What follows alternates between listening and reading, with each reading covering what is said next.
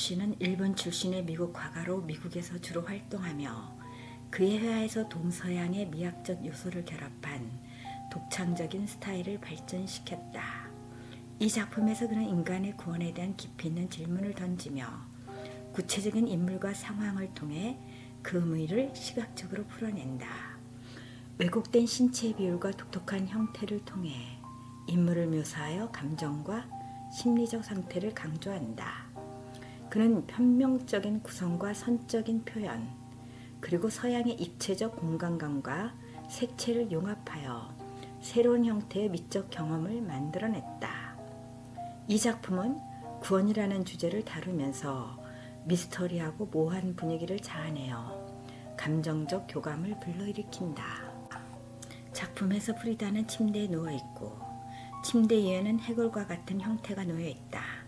이는 죽음을 상징하며 칼로가 평생 동안 겪어온 고통과 중음에 대한 불안, 두려움을 반영한다. 그녀는 사고와 병으로 인해 평생 동안 육체적 고통에 시달렸으며 이로 인해 죽음에 대한 명상은 그녀의 작품에서 중요한 주제가 되었다. 해골은 죽음과 종말을 나타내는 동시에 프리다의 작품에서 자주 등장하는 멕시코 전통의 죽음에 대한 관념을 반영한다. 반면 침대는 프리다가 오랜 시간 병상에 누워 있어야 했던 자신의 신체적 고통을 상징한다. 이렇듯 그녀는 개인적인 경험을 상징적인 이미지로 변환하여 감정과 메시지를 전달한다. 그녀는 자신이 경험한 고통과 그로 인한 정신적 고뇌를 숨기지 않고 작품에 직접적으로 반영하였으며 이러한 고통 속에서도 생명과 죽음, 재생의 순환을 다루고 있다. 작품 속 여성은 머리에 손을 얹은 채 강렬한 감정을 표출하고 있다. 그녀의 표정은 절망과 혼란을 나타내며 이는 사랑의 끝에서 느끼는 고통을 상징한다. 그 옆에 앉아있는 남성은 등을 돌리고 머리를 감싸며 무기력한 자세를 취하고 있다. 두 인물은 서로 소통하지 않으며 이로 인해 관계의 파국과 고립이 더욱 강조된다. 뭉크는 작품에서 강렬한 색채를 통해 감정을 표현했다. 여성의 붉은 속옷은 사랑과 열정을 상징하지만 동시에 불안과 고통의 감정을 담고 있다. 배경의 어두운 숲과 회색빛의 재는 관계의 종말, 감정의 소멸을 의미한다. 뭉크는 이러한 색채 대비를 통해 감정의 강렬함을 극대화한다. 사랑이 끝난 후의 상실감과 무너진 감정을 표현한 이 작품은 인간의 내면적 고통과 좌절을 시각적으로 풀어낸 상징주의적 작품으로 볼 수 있다.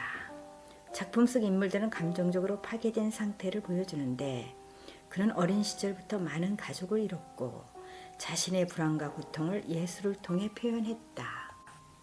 마그리트의 작품은 일상적이면서도 현실을 뛰어넘는 이미지들로 가득하다.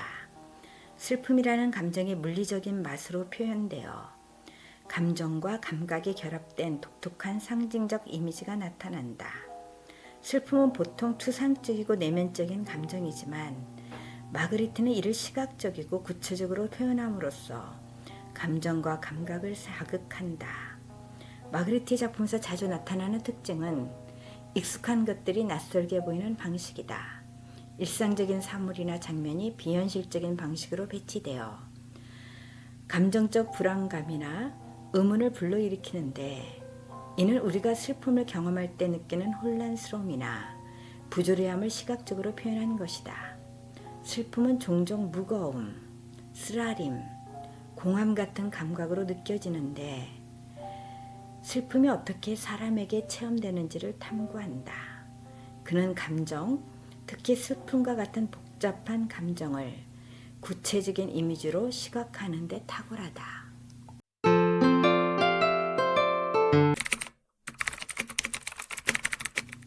그러나 거절의 뒷맛은 결코 달콤하지만은 않았다. 난 그녀의 간절한 호소에 며칠 내로 설득당하고 말 것이라는 것을 알았다. 영특한 그녀는 상대방이 원하는 것이라면 이유를 불문하지 않고 원하는 대로 들어주고 싶어하는 나의 성품을 이미 파악하고 있었다. 며칠 후 결국 그녀의 부탁대로 난 만나기 싫은 그 사람을 만나야 했다. 먼 훗날에 풀리게 될 비밀에 대한 환상에 홀려 위험한 사랑에 빠진 순진한 그녀를 구해내고 싶었다. 난 이미 그와 함께 꿈꾸는 자가 아니었다. 두 눈을 부릅뜨고 깨어서 침묵하며 지켜보았다. 불확실한 자신의 운명을 내팽긴 채 깊이 잠들고 싶지만 수면은 잠시 시간을 정지시킬 뿐이었다. 잠에서 깨어나면 치욕과 죽음의 공포가 나를 기다리고 있었다.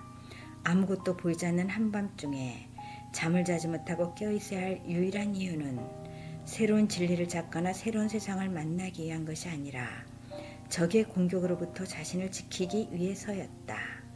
다시 무지한 사랑이라는 거대한 블랙홀로 자신도 모르는 사이 빨려 들어갈까봐 두려웠다. 가장 위대한 것과 가장 사악한 것을 동시에 갖고 있는 그를 사랑할 수 있는 천성이 원래부터 나에겐 없었다는 것을 진작 알았었더라면 이렇게 상처가 크진 않았을 텐데 그 자신의 긴을 지배하는 어두운 힘의 움직임을 스스로 인식하지 못한다면 그는 똑같은 범죄를 장해하고 말 것이다.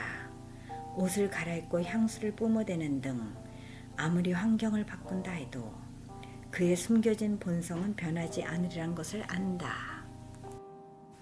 그 안에 오랫동안 갇혀있다 풀려난 나는 갑자기 주어진 자유를 어떻게 사용해야 할지를 몰랐다.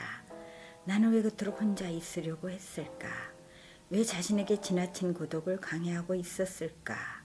사람을 만나는 것도 두렵고 밤이 오는 것도 두려웠다.